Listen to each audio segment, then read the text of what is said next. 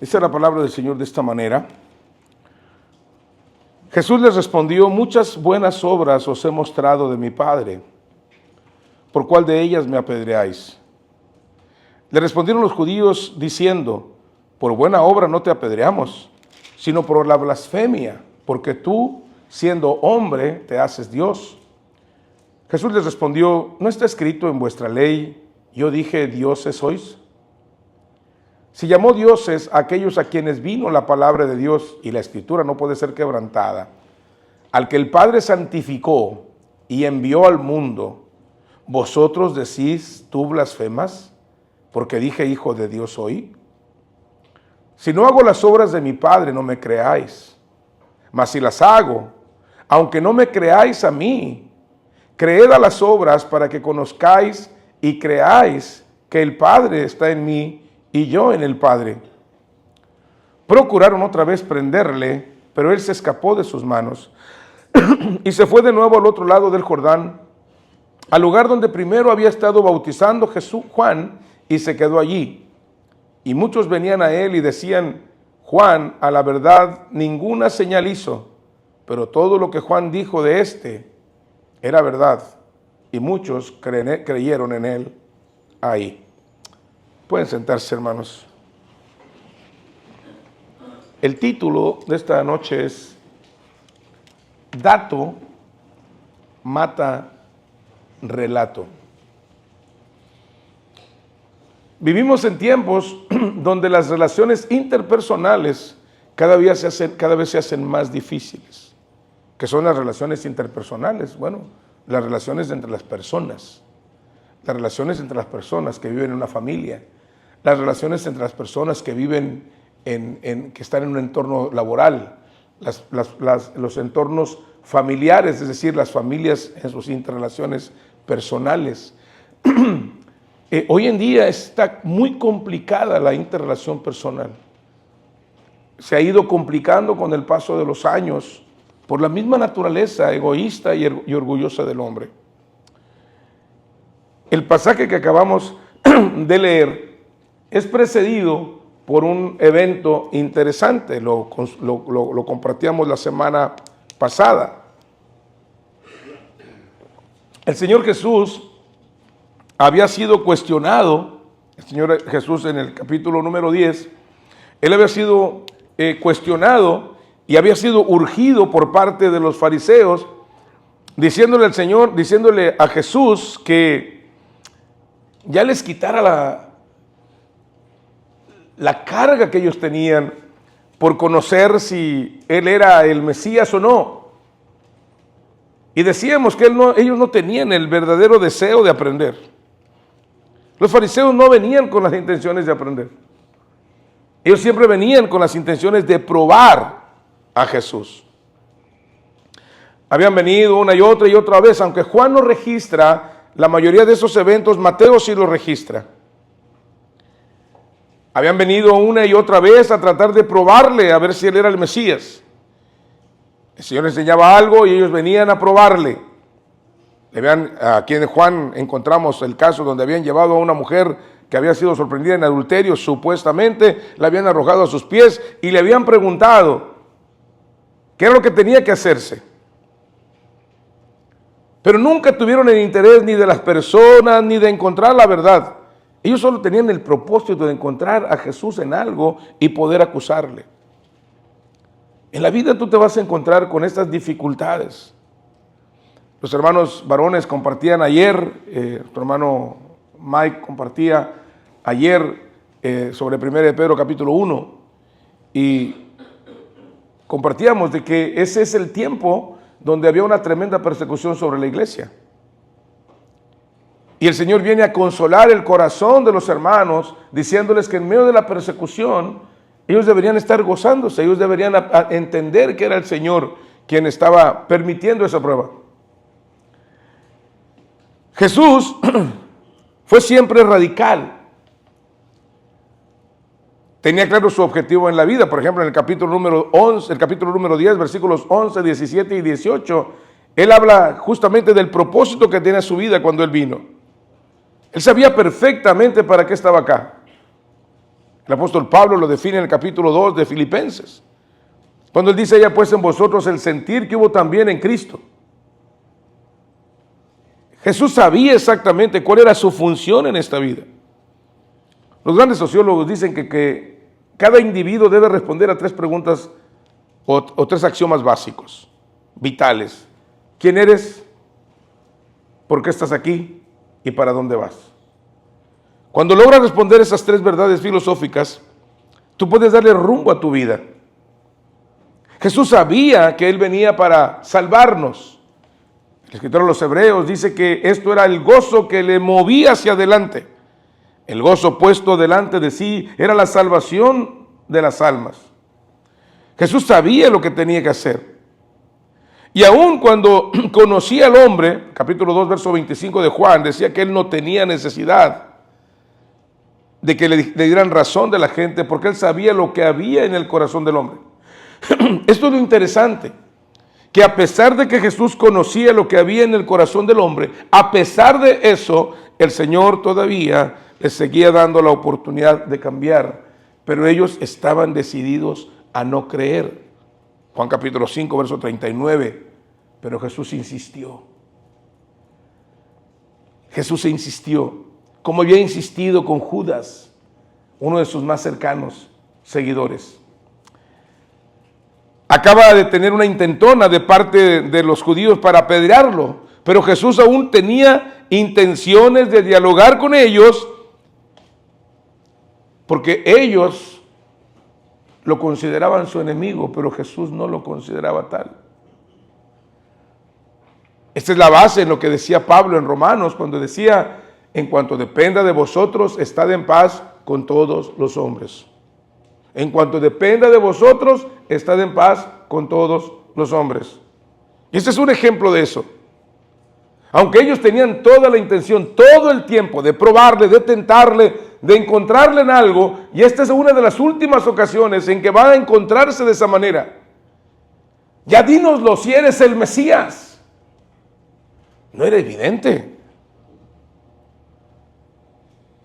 El tema de la semana pasada fue: no hay ciego, no hay peor ciego que el que no quiere ver.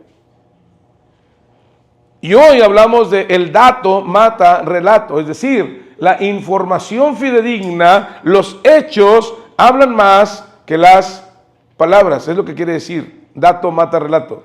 Los hechos hablan más que las palabras.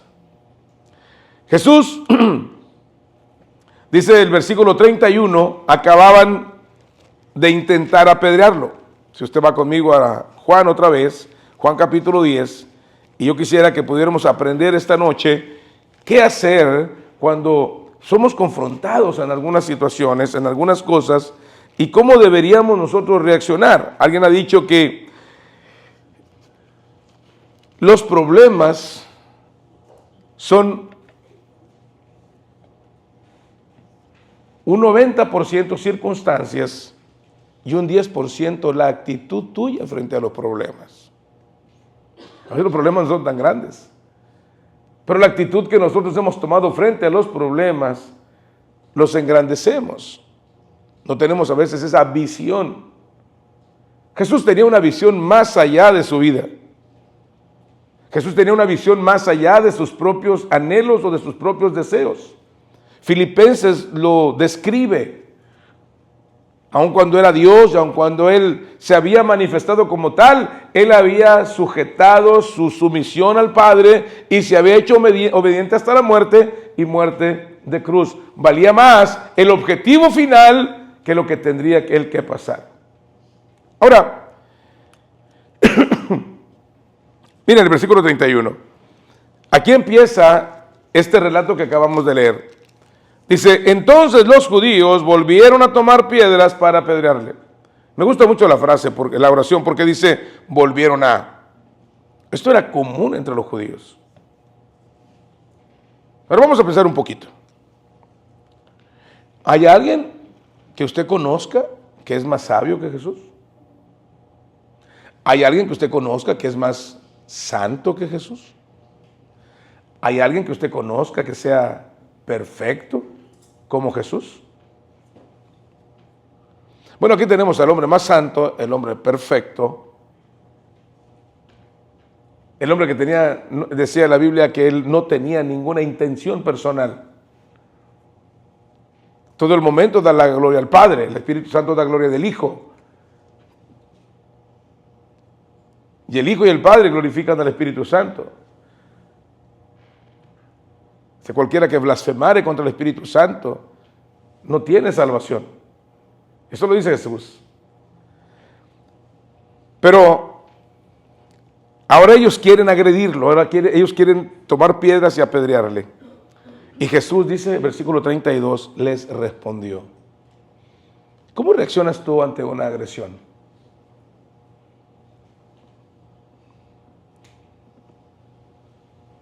Vamos a pensar un poco en eso. ¿Cómo reacciona usted cuando hay una agresión?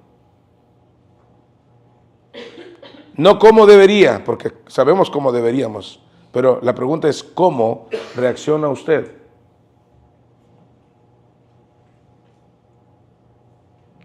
Yo fui coach por 10 años de soccer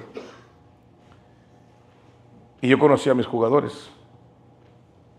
Y también conocía más o menos cómo actuaban los jugadores de otros equipos. De tal manera que cuando íbamos a planear el partido siguiente, nos sentábamos con el grupo y entonces nos empezábamos a analizar al otro equipo. Y había un muchacho que le decían la marrana. Así le decían, la marrana. Ya sabrá cómo jugaba. En un solo día me fracturó a 2 jugadores. Lo triste es que nosotros sabíamos que jugaba así. Y la primera cosa que le dije a los muchachos, no detengan la pelota tanto tiempo por esa banda, porque ahí va la marrana. No me hicieron caso y fracturó a 2. ¿Cómo reaccionamos ante eso? Ante el hermano Demetrio. Se me desaparece el hermano Demetrio. El hermano Demetrio dice que su mamá iba a la iglesia. De hecho, ya les compartió el evangelio. Pero cuando iban a jugar sus hijos, todos eran hombres, iban a jugar soccer. Y cuando de repente los del otro equipo, en el momento cuando empezaba el juego, la hermana decía, amén, gloria a Dios, aleluya.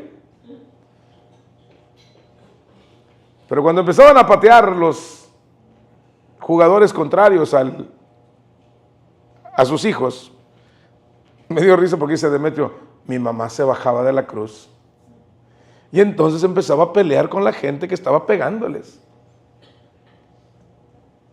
Fíjense qué definición tan interesante.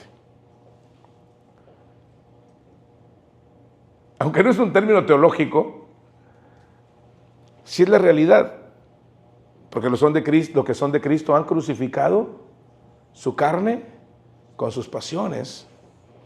Y la ira es una pasión. El enojo es una pasión.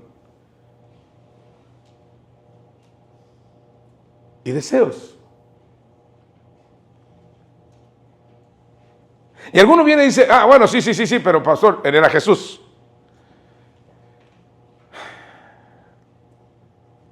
¿Quiere decir que Jesús tuvo una tentación diferente a la tuya? Es una pregunta reflexiva. Aquí venimos a reflexionar. ¿Quiere decir que Jesús tuvo una tentación diferente a la tuya?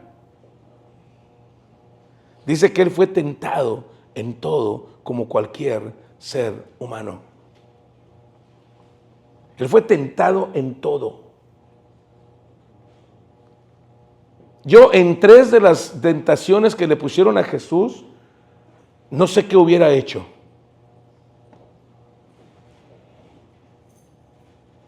En la tentación de la mujer adúltera, en la tentación de los que venían a cobrar el tributo, y entre los judíos que le demandaban que dijera si él era el Mesías. Acá en el ámbito de nosotros decimos, si camina como pato, si grazna como pato, y si tiene plumas como pato, ¿qué es? ¿Qué es? Pues lo más probable es que sea pato. La evidencia empírica que hoy en día está muy pasada de moda, porque hoy en día tú puedes creer lo que te autopercibas, pero en aquellos tiempos no era así. Ahora veamos a Jesús. Ante aquella agresión, ¿qué hace? Él le responde. Ellos querían agredirlo, ellos querían tomaron piedras para apedrearle. Y él les responde y les dice, ¿por cuál de las buenas obras que yo hice, de las muchas que hice, por cuál de ellas me van a apedrear? Y aquí entramos en la primera premisa, que muchas veces no logramos entender. ¿Cuántos de ustedes se escandalizan por esto que está pasando ahorita aquí? Estamos hablando de Jesús. Mi pregunta, ¿dónde estaban los 4,000 que habían comido los peces y el pan? ¿Dónde estaban los paralíticos que había sanado? ¿Dónde estaban los ciegos que les habían recobrado la vista? ¿Dónde estaba el hijo de la viuda de Naín?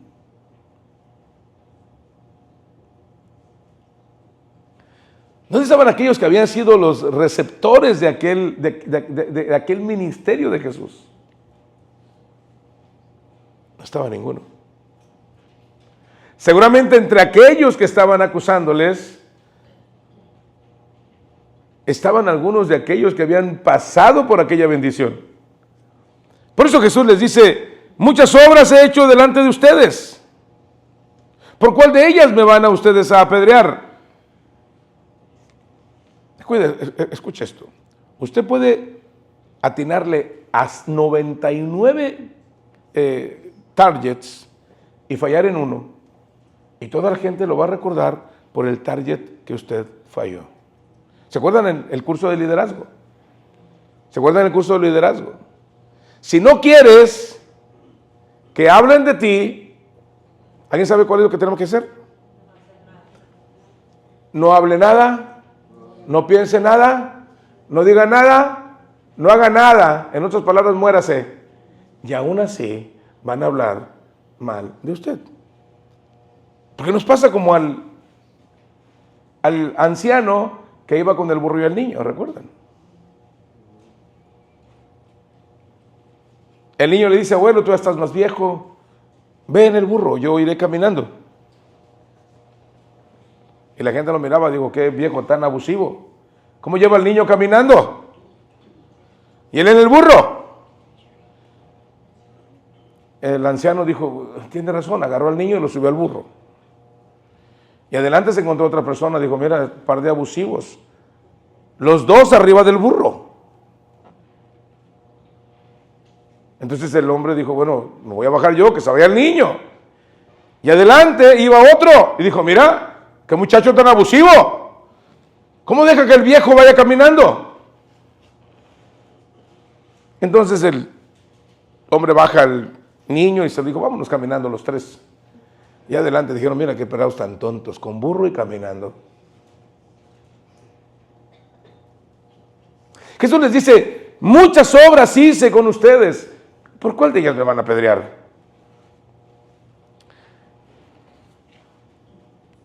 Hermanos, quizás tú te estás preguntando, caray, a mí me están presionando de esa manera y yo sí le doy un sopapo a alguien. Yo también pienso lo mismo.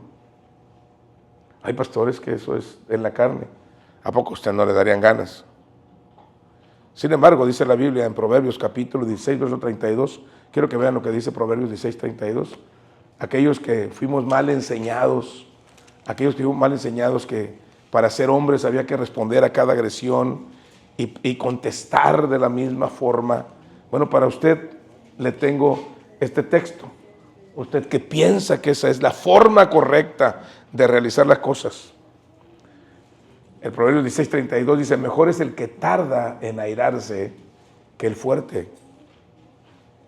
Y el que se enseñorea de su espíritu que el que toma una ciudad. Jesús fue tentado en todo. Y Jesús se sostenía también en la palabra. Mateo capítulo 4 es un ejemplo. Jesús habla con ellos y les responde, a ver, muchas buenas obras, ¿por cuál de ellas me quieren apedrear? Él no amenazó. El apóstol Pedro lo aclara ya en 1 de Pedro capítulo 1. Quien cuando lo maldecían, él no respondía maldición por maldición. Hermanos, Dios nos ha marcado una ruta perfecta en cuanto a cómo deberíamos nosotros reaccionar cuando somos agredidos.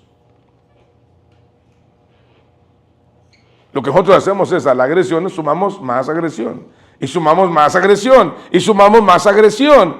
Es lo que hacemos. Es una vergüenza.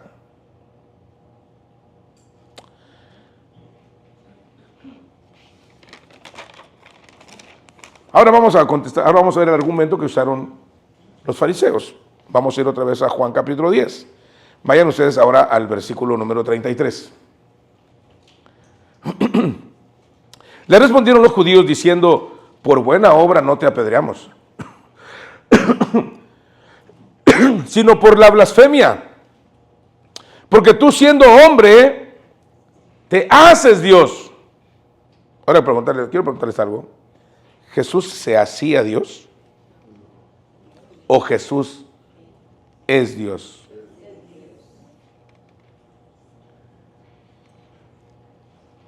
Por buena obra no te apedreamos. Ahora, ¿quién habían estado instigando todo el tiempo para que les dijera? Mire por favor el capítulo 10. Alguien te dice, mira, haz esto, haz lo otro, y ya con eso voy a tener. Juan capítulo 10.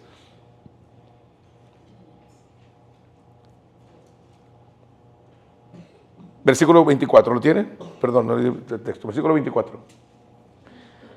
Y le rodearon los judíos y le dijeron, ¿hasta cuándo nos turbarás el alma? Estamos tan preocupados, estamos tan lastimados, que ya por favor no nos tengas en este suplicio. ¿Era verdad eso? Dice, si eres el Mesías, si tú eres el Cristo, dínoslo abiertamente. Era una falacia, era una mentira. ¿Recuerdan cuando Jesús estaba en la cruz? ¿Recuerdan lo que le decía a la gente? Si eres, bájate de la cruz y sálvate tú y sálvanos a nosotros. ¿Era verdad que si Jesús bajara de la cruz, ellos hubieran podido creer en él? No. Hablábamos el domingo antepasado cuando hablábamos del calvinismo y del arminianismo y decíamos el problema es que los dos estaban viendo dos cosas en dos vías diferentes. Ninguno de los dos tenía la completa verdad. La palabra tuvo la verdad al final. Dios no decide quién es perdido o quién es salvo, pero Dios sabe quién va a responder afirmativamente al mensaje del evangelio y quién no. Y como nosotros no lo sabemos, nosotros somos llamados a predicarle a toda criatura. Por eso es que tenemos tantas sorpresas. Personas que pensamos que nunca se iban a convertir, de repente, de la noche a la mañana, el Espíritu Santo le convence de su necesidad de Cristo y vienen a los pies del Señor. Usted no deje de orar y no deje de seguir enseñando. Mientras la gente quiere escuchar, predíqueles. Ahora, noten el argumento de los fariseos. Por buena obra no te apedreamos, sino por la blasfemia. ¿Sabe con qué se castigaba la blasfemia en el pueblo judío?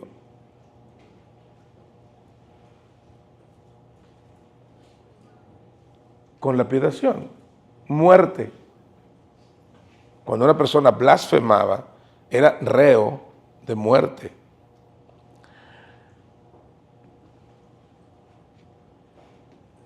Ante el argumento falaz, le dicen blasfemo por decir que era hijo de Dios. Pero veamos, Jesús era más que solo el Hijo de Dios. Juan capítulo 1, verso 14, ¿cómo empieza? Juan 1:1 dice, en el principio era el verbo, y el verbo era con Dios y el verbo. O sea, no solamente era el Hijo de Dios, es la esencia misma del Padre. De hecho, mi amigo, si usted no puede creer que Cristo es Dios, usted no puede ser salvo. No puede. Por eso es que yo insisto, los testigos de Jehová es una secta. Me preguntaban, ¿no habrá manera de que ellos vayan al cielo? No hay manera. Primero están buscando lograr ese acceso al cielo por ellos mismos. Están negando que Cristo es Dios. No pueden ir al cielo. Es como pensar que los judíos pueden ir al cielo por la Torá o por la ley. Imposible. El apóstol Pablo llega a esta conclusión en Gálatas cuando dice, concluimos pues que el hombre es justificado por la fe sin las obras de la ley. No hay manera en que las obras puedan salvarte. Las obras son la manifestación de una persona que ha sido salva, pero las obras no salvan a nadie. Efesios capítulo 2, verso 8, porque por gracia sois salvos por medio de la fe, y esto no de vosotros, no por obras, para que nadie se gloríe. Entonces, hermanos, el argumento falaz es que tú eres un blasfemo porque tú estás diciendo que eres el Hijo de Dios, pero Jesús había dicho mucho más que eso. Él había dicho, el Padre y yo uno somos. Lo acababa de mencionar en el versículo número 30. Yo y el Padre somos uno. Utiliza la palabra ixo en griego koiné, que significa, es una palabra matemática, es igual, exactamente el mismo. Ahora, los fariseos, ahora Jesús va a utilizar un argumento que era propio de los fariseos. Los fariseos se consideraban los intercesores delante de Dios. Usted recuerda que el sumo sacerdote, cuando entraba al lugar altísimo, se constituía en el intercesor del pueblo de Israel frente a Jehová. Ellos casi se comportaban como si fueran dioses. Decían que ellos eran los pastores de Israel. ¿Quién es el pastor de Israel? Usted lo sabe. ¿Qué dice el Salmo 23? Jehová es mi pastor. Entonces, ¿cómo podían ser los fariseos los pastores de Israel?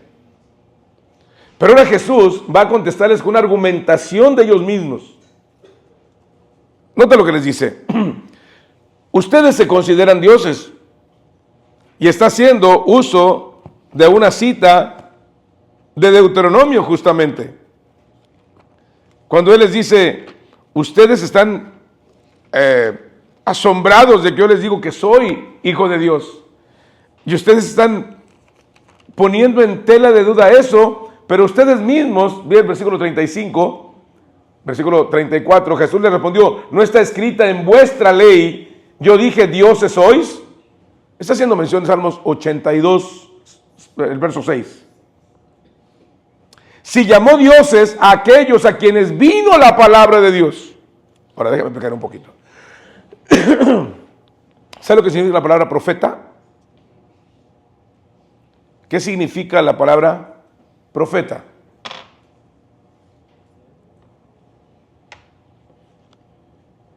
Mike. Alguien que trae un mensaje. ¿Qué significa la palabra profeta en la Biblia? Ojo, ¿recuerda usted lo que le dijo Moisés a Aarón? Lo que le dijo Dios a Moisés, que se lo dijera a Aarón. ¿Alguien recuerda? ¿A quién le iba a hablar Jehová? ¿Y quién le iba a hablar a Aarón? ¿Y qué le dijo el Señor a Moisés?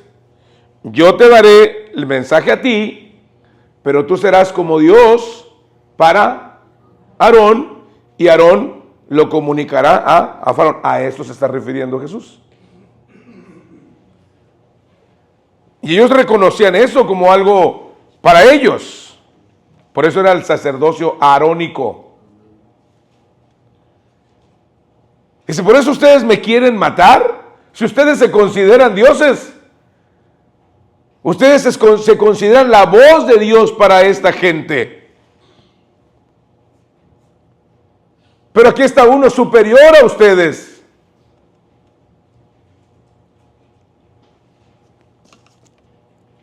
Miren el versículo número 34. Jesús les respondió, ¿no está escrito en vuestra ley, yo dije, dioses sois? Y dioses con D minúscula. Si llamó dioses a aquellos a quienes vino la palabra de Dios. ¿A quiénes venía la palabra de Dios? A los profetas. ¿A quiénes vino la palabra de Dios? A Moisés cuando le da la ley. Dice, si llamó dioses a aquellos a quienes vino la palabra de Dios y la escritura no puede ser quebrantada. Ahora aquí viene el argumento de Jesús. Él está usando sus propios argumentos para refutarlo. Esto deberíamos aprender nosotros. ¿Sabe usted por qué usted discute y siempre pierde las discusiones? Porque no sabe escuchar. La propia persona que está discutiendo con usted le va a estar dando los datos para que usted pueda refutarlo. El problema es que todos queremos hablar encima.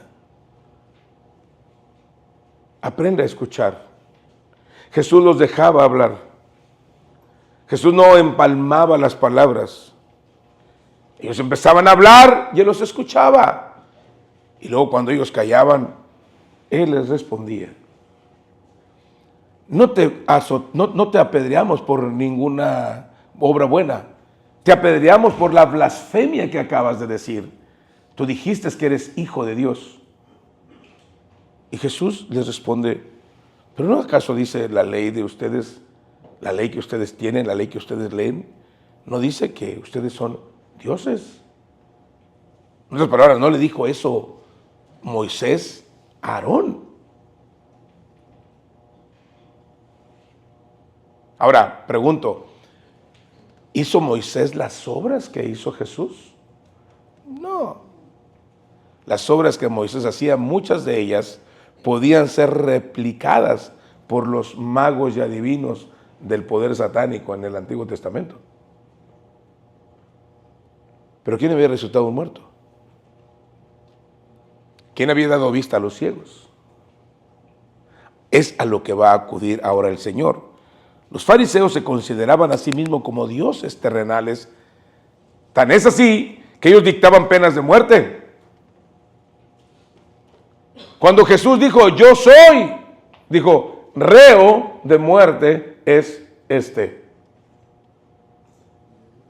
¿Qué hacía el Sanedrín con la iglesia al principio? Pregunto, ¿qué hacía el Sanedrín? Pablo era miembro del Sanedrín. ¿Por qué iba buscando a los creyentes? ¿Para qué los iba buscando?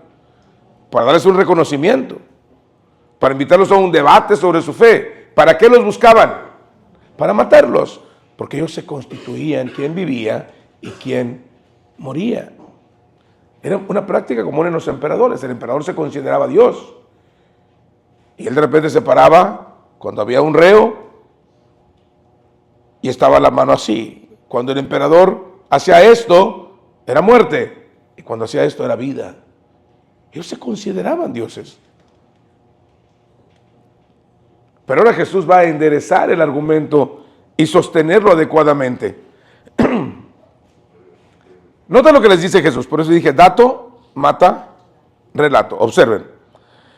Jesús le respondió, no está escrito en vuestra ley, verso 34, yo dije dioses sois. Si llamó dioses a aquellos a quienes vino la palabra de Dios y la escritura no puede ser quebrantada, al que el Padre uno santificó. Quiero preguntarle algo. ¿Cuándo fue santificado Jesús? Recuerda ya por allá en Juan capítulo 1, que verso 31. Estaba bautizando Juan el Bautista, ¿recuerda? En Enón, donde había muchas aguas. Y cuando Jesús se presenta, dice, he aquí aquel de quien yo dije, viene uno detrás de mí, que yo no soy digno de desatar las cintas de sus calzados, las correas de su calzado. Yo los he bautizado con agua, mas este les traerá el Espíritu Santo. ¿Quién había dicho eso? ¿A quién se los dijo? A la gente, a los judíos. Y en Mateo capítulo 1, cuando Jesús está descendiendo al agua, y cuando está ascendiendo del agua, dice que vino una paloma, y Juan dice, yo soy testigo de eso. Hermanos, ¿a quién había santificado? ¿Quién había santificado a Jesús? El Padre. Segundo, ¿quién había enviado a la misión de salvación? El Padre. Cuando Jesús mismo se ofrece, dice, aquí vengo Dios para hacer tu voluntad. Nadie me la quita. Yo de mí mismo la pongo. Tengo poder para ponerla y tengo poder para volverla a tomar. Ese mandamiento recibí de mi Padre. En su humanidad Él se había despojado de su se había despojado de su gloria. Número 3, aunque ellos lo llaman blasfemo, la mayoría de la gente no creía eso. Si usted lee los versículos anteriores en este capítulo, dice que la gente cuando discutían acerca de Jesús, unos decían que era bueno, otros decían que era malo, unos decían que era en el poder del Espíritu y otros decían que en el poder de los demonios. Después de esa discusión, dice la Escritura lo siguiente. Pero vamos a ir al argumento de Cristo. Versículo número 36. Al que el Padre santificó y envió al mundo, vosotros decís, tú blasfemas, porque dije, Hijo de Dios soy. Si no hago las obras de mi Padre, no me creáis. En otras palabras, yo no solo estoy. Es muy fácil hablar. Yo les decía una vez, yo puedo decirles que soy Superman. De repente me abro la guayabera y les muestro una S de Superman. Le digo, mire, soy Superman. ¿Con eso es suficiente? ¿Por qué no, Rachel? ¿Qué pasó? Pues yo traigo la S. ¿No es suficiente? ¿De qué te ríes tú? Traigo la camisa azul. ¿No? ¿Suficiente? ¿No? La bata roja. ¿No? ¿Qué necesito hacer, Frené? A ver, vuela. Jesús había volado. Hasta ese momento, por lo menos, había hecho 7 milagros. Había empezado en Caná de Galilea cambiando el agua en vino. ¿Recuerdan eso? La semana pasada lo mencionábamos. Había hecho el agua en vino. Había sanado a la distancia al hijo de un noble. Había sanado al paralítico en Betesda. Había andado sobre las aguas. Había alimentado a 5,000. Y acababa de sanar a un ciego.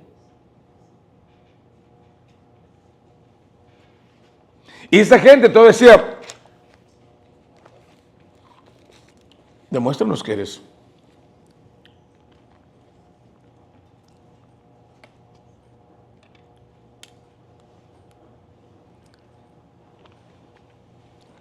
Si no hago las obras de mi Padre, no me creáis. Mas si las hago, aunque no me creáis a mí, creed a las obras, para que conozcáis y creáis que el Padre está en mí y yo en el Padre. Querían una declaración abierta, querían una declaración directa. Aquí está. Yo soy en el Padre y el Padre es en mí. Lo mismo que había dicho en el versículo 30, yo y el Padre somos uno, y lo ha demostrado mis obras. Dato mata relato. Las obras hablan más que las palabras. Concluyo. Mas si las hago, dice el versículo número 37, si no hago las obras de mi Padre, no me creáis. Mas si las hago, aunque no me creáis a mí, creed a las obras para que conozcáis y creáis que el Padre está en mí y yo en el Padre. Después de, por allá en el año 300, vendría un obispo llamado Arrio, que vendría también con esta misma cosa de los judíos. No quería reconocer la deidad de Cristo. De ahí vienen los testigos de Jehová. Pero ¿cuál fue la reacción de la gente? Verso 39, ¿lo tiene? Procuraron otra vez prenderle, pero él se escapó de sus manos y se fue de nuevo al otro lado del Jordán, al lugar donde primero había estado bautizando Juan, y se quedó allí. Y muchos venían a él y decían: Juan a la verdad ninguna señal hizo, pero todo lo que Juan dijo de éste era verdad. No siempre los que más conocen van a tener la sensibilidad para ver la mano de Dios.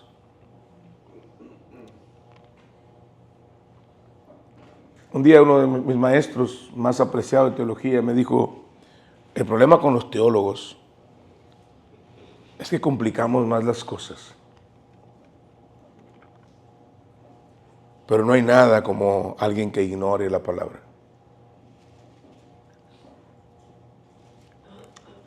Los fariseos eran así. Ellos no es que no podían creer, es que no querían creer. El apóstol Pablo los define claramente en Romanos, el capítulo, me parece que el capítulo número 10, cuando él habla de los judíos. Y dice el versículo 2, porque yo les doy testimonio de que tienen celo de Dios, pero no conforme a ciencia. Porque ignorando la justicia de Dios y procurando establecer la suya propia. Aquí los definió el apóstol Pablo, a este grupo de personas. Por más que veían milagro tras milagro, tras milagro, tras milagro, tras milagro, tras milagro, ellos no iban a creer, porque habían decidido no creer. Ahora vienen acusando a Jesús, y ahora Jesús mata su relato con datos. Las obras que yo he hecho son las obras del Padre, a través de mí, a través de su Espíritu, porque el Padre y yo uno somos. La misma reacción del pasaje anterior. Jesús se fue del lugar, ya no se quedó en aquel lugar, ya no se quedaría en aquel lugar, y después habría un cambio de escenario, porque Jesús se iría del área hacia Betania. Y es lo que hace el Señor. Una vez que te habla, te habla, te habla, te habla, te habla. Llega un momento en que dice: te suelto. Esto es lo que el profeta Isaías había dicho de los pueblos judíos. No se ha cortado la mano de Jehová para salvar, ni se ha engrosado su oído para escuchar. Pero vuestros pecados han hecho división entre vosotros y vuestro Dios. Y vuestros pecados han hecho división entre vosotros y vuestro Dios. No es que el Señor el Señor se alejó, es que nosotros nos alejamos de Él. En este caso Jesús lo que hace, toma distancia. Después se iría a Betania, donde miraríamos después otro milagro más. Un hombre llamado Lázaro sería levantado y regresado a la vida. ¿Y sabe qué iban a hacer los discípulos después de ver a Lázaro vivo? No. Si usted lee el capítulo 11,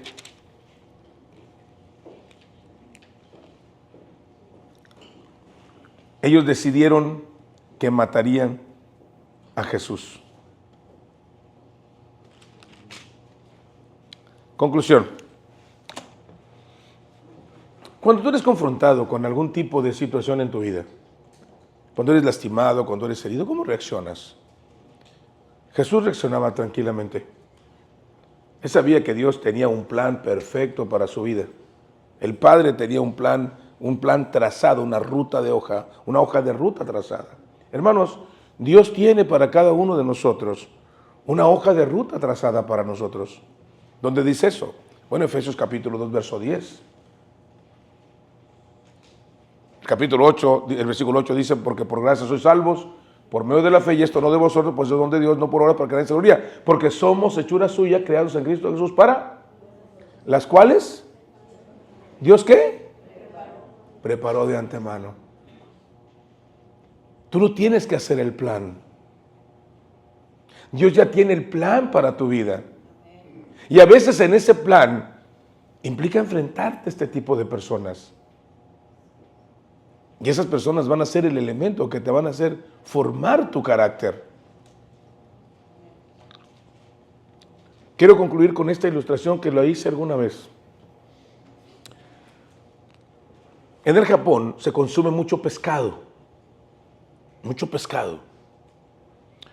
Al principio los barcos pesqueros iban al alta mar con grandes congeladores, hacían la pesca, los congelaban y los llevaban y los entregaban y los vendían. Pero los chefs cuando ponían a cocinar los pescados no tenían el mismo sabor porque era pescado congelado. La gente quería pescado fresco. Entonces, ahora se llevaron grandes cisternas. Agarraban a los peces y los vertían en el tinaco. Y ahí van las cisternas, aquellos buques cargados de pescado, y llegaban, pero los pescados llegaban y todavía no tenían el sabor que necesitaban, porque los pescados iban en estática. Un día, cuando lanzaron las redes, no se dieron cuenta uno de ellos que se había colado un pequeño tiburón. Y cuando llegaron a Japón, cuando llegaron a entregarlo, casi el 10% de la población que habían pescado se lo había tragado el tiburón. Pero encontraron algo. Cuando los clientes degustaban el pescado, dicen, wow, es pescado fresco, es pescado vivo. ¿Sabe quién se encargaba de mantenerlos vivos? El tiburón. ¿Por qué? Se le pasaban correteando del tiburón, entonces andaban corriendo y el que se dormía, ahora sí que se lo comía, ¿no? Y desde entonces los pescadores japoneses agarraban pequeños tiburones y los ponían en sus tinacos. ¿Quién te dice que las situaciones en tu vida que tú tanto menosprecias son los tiburones que está Dios poniendo en tu vida para formar tu carácter, para formar tu vida, para enseñarte cuáles son las áreas deficientes de tu vida? Quizás es tu esposa, quizás es tu esposo, quizás es tu hermano, quizás es un compañero de tu trabajo. Y esa gente es como el alcohol.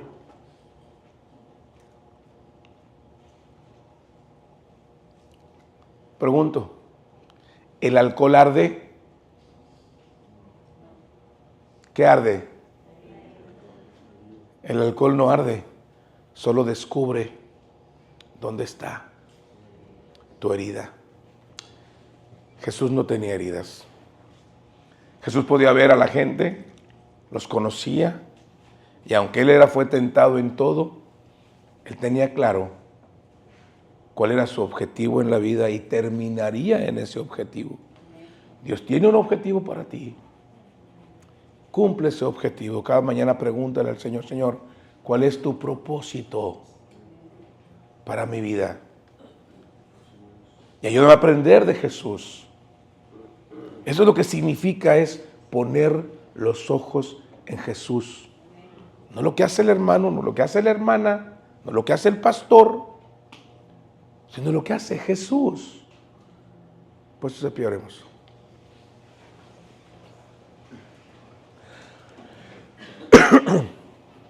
Amado Dios, te damos gracias, Padre, esta noche. Porque cuánta energía gastamos, Dios, tratando de resolver los asuntos personales, cuando lo que tenemos que hacer es depender de ti. Gracias, Dios, por la enseñanza de Jesús, que a pesar de que sabía que no querían hacerle bien, Él todavía pudo hablarles con amabilidad y pudo darles la oportunidad de conocerte.